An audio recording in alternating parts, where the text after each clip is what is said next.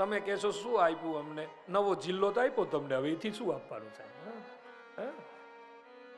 આપ્યો ને નવો જિલ્લો સાહેબ. એ રાજી છો ને તમે બધા?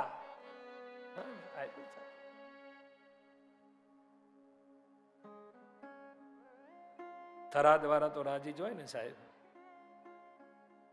વધાવજો આ વાતને. સરકારે એની સમક્ષ, તમારી સમક્ષ આ વાતને મૂકી છે, વધાવજો. થોડું ઘણું આપણે ત્યાં અપવાદ તો રહે, પણ આ સંવાદ કરવા જેવું થયું છે કે આ વિસ્તારને વર્ષોથી જે પ્રતીક્ષા હતી એ પ્રતીક્ષાને સરકારે એની રીતે સાંભળી વાતને, અને પછી જે કાંઈ રાજકીય આગેવાનો આ બાજુના મહાપુરુષો એ બધાએ વાતને મૂકી હશે. આમ તો મને ખબર છે ત્યાં સુધી 3-4 જિલ્લાઓ જાહેર થવાના હતા, પણ થરાદ એક જ ભાગશાળી, એક જ જાહેર થયો સાહેબ. એક જ એટલે સરકાર સરકારનું કામ કરે છે, રાજનેતાઓ રાજનેતાનું કામ કરે છે.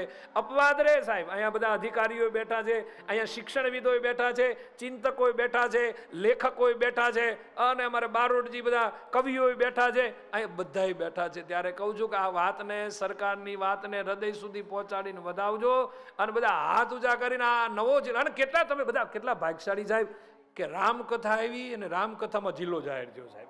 રામકથા એટલે તમે બધા હાથ ઊંચા કરીને એકવાર હું જય જયકાર કરું છું, અને એવું કંઈક પ્રાર્થના કરો. અને તમે તો બધા જામી જવાના સાહેબ.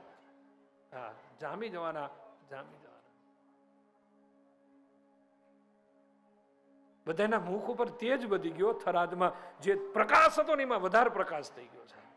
એટલે જિલ્લો જાહેર થયો એટલે એકવાર હાથ ઊંચા કરીને જય જયકાર કરીએ. ભાવ છે હાથ ઊંચા કરીને બધાને સાહેબ. અને જેને જેને આમાં બલિદાન આપ્યું છે, જેને જેને આમાં યોગદાન આપ્યું છે, જેને જેને આમાં શક્તિ ફાળવીને પોતાના જિલ્લાને,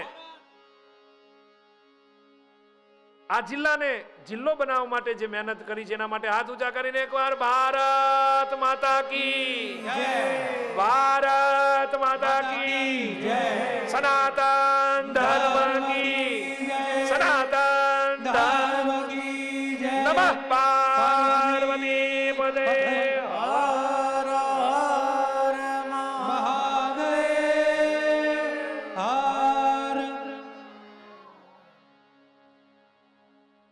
બહુ ભાગ્યશાળી છે, મોજમાં છો.